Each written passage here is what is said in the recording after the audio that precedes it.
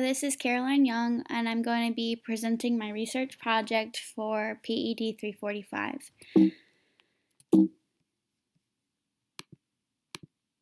So the posed research question that I chose to focus on was, how do mandatory or non-mandatory physical activities in school systems differ in both Italy and America, therefore contributing to obesity rates?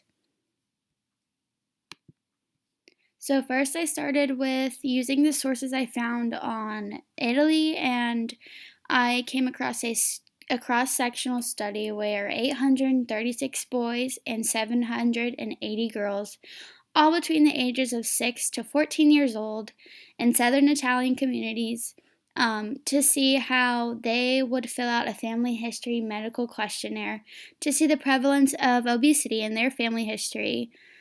From the testing, poor adherence to MD was seen in 18.4% of children and adolescents, while 81.6% had a medium to high compliance.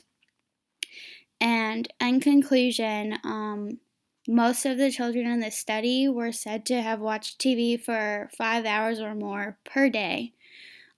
So in conclusion, it's pretty apparent that because physical activity was mandatory amongst school-age children, that these children in the particular area had less of a chance of developing metabolic syndrome. However, being that they did watch TV for 5 hours or more a day, it became very apparent that a lot of the children studied were said to live mostly sedentary lifestyles. So then I took from that study to see how they behaved in conclusion to their daily lives. So one thing that I found was the most prevalent is their diet, and how important it was that they basically mostly all live off of the Mediterranean diet, and that is their main source of nutrition. From the study, only 18% of children do not consume the Mediterranean diet as their main diet, and I think a lot of this I think that a lot of the reason that they do eat the Mediterranean diet is because compared to here in America, they do not have as much of an option to eat as much fast food as we do here in America, because it is not as common and it's not present in most of Italy. It was said also from the study that their daily juice or fruit intake was once a day, which is more than America after doing the research on those articles. And half of the children only have sweets every day. 75% of the children consumed 5 meals a day, consisting of mainly yogurt or cheese at least twice a day, along with a lot of fish and nuts as well.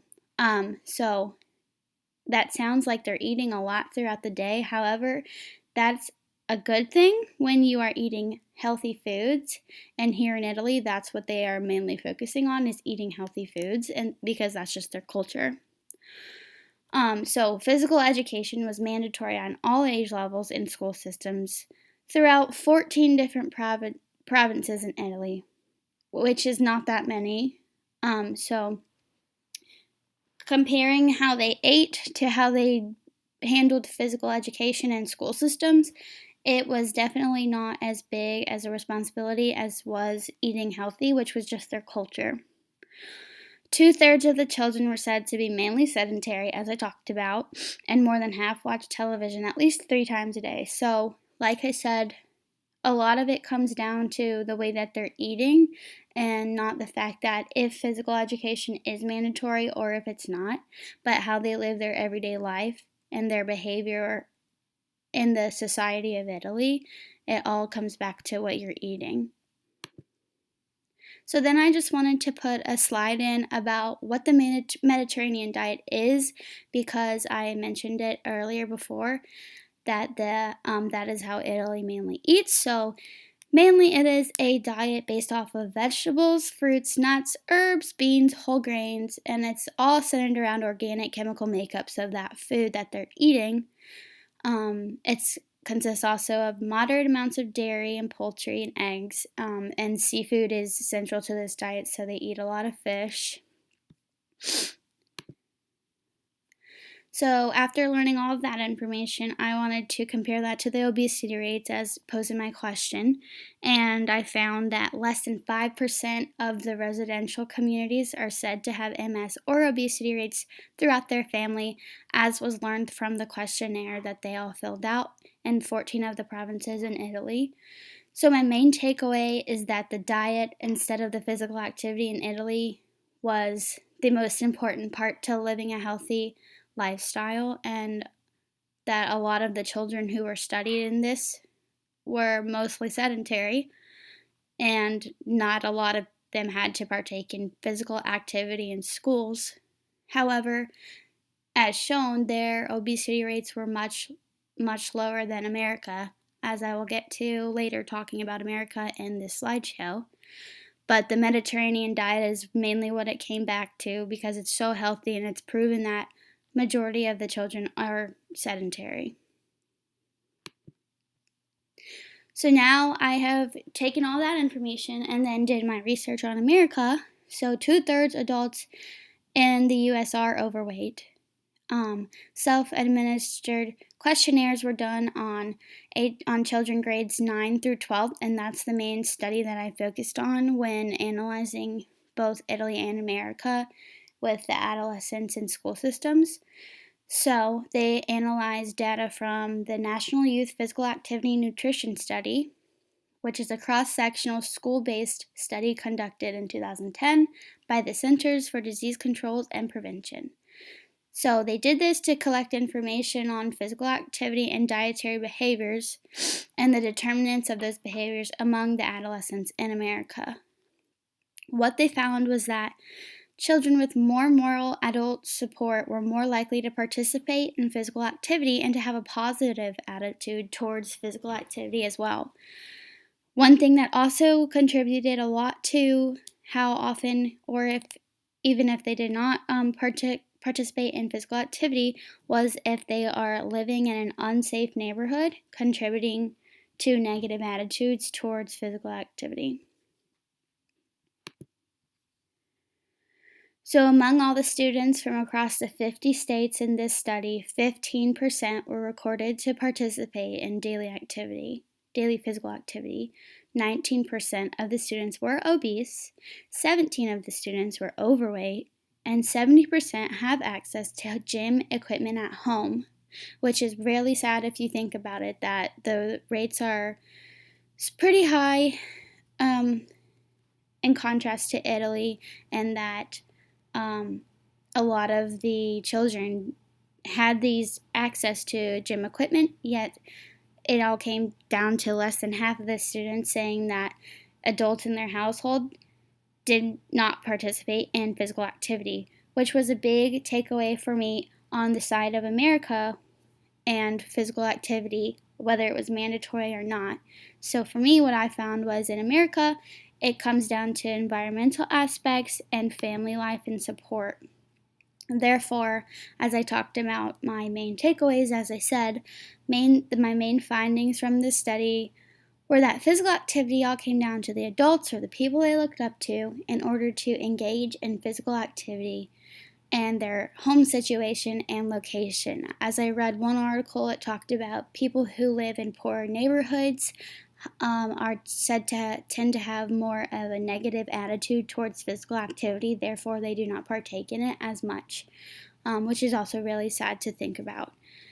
36.6% of adults' main source of nutrition in America is from fast food, which is much, much higher than Italy, and we don't focus as much on organic grown fruits and vegetables as our main diet, as we're a lot of a more fast-paced environment and we're always on the go. So I think that contributes a lot to that rate, which is also just not a good thing.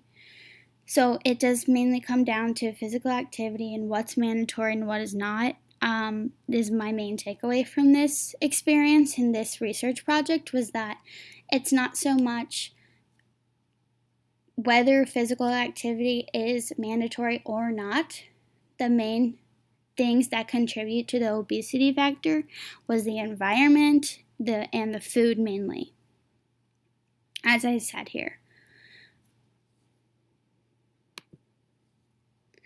Therefore, after doing this whole study and seeing that in Italy, a lot of the reason that their obesity rates are so low is because of their diet, whereas contrasted here in America, a lot of our obesity rates are higher because we depend on fast food more, and our environmental status really depends on how we view physical activity, whether it's necessary or not. So my suggestions after coming to these conclusions is that American school systems mainly need to focus on the support of the families and home life and make sure that they're incorporating their school systems with the children's home lives as well, because it's so important to see how they're being raised and what's glorified in their home and what's important to them, where they're from, where they live, and see their attitudes toward how they want to live their life. So, some ways that I think they could do that is start with motivation for the children. And an example would be implementing points programs in schools for making health decisions, or creating awareness by starting more clubs on nutrition and exercise. I also think that it's really important that all of the teachers are aware of, and maybe even given an opportunity to partake in like a health and wellness coaching session, or a couple of them, maybe like once a month, that they know the importance of children's health, because how they live their life now is how they're going to be able to take that information that they're learning all day and to use it to their best ability and to grow from there and end up doing something great with their life because they had a healthy environment around them. So I think it's very important teachers know all about that and maybe start to implement new things in school, like having a water bottle on your desk all day, staying hydrated, and using the time throughout the day to stand up like we do a lot in your classes, and just do some stretches or go outside for 5 minutes rather than just sitting at your desk all day. So those are my suggestions after doing all of the research on both ends of Italy and America. And these are just my cited sources. Thank you so much for your time.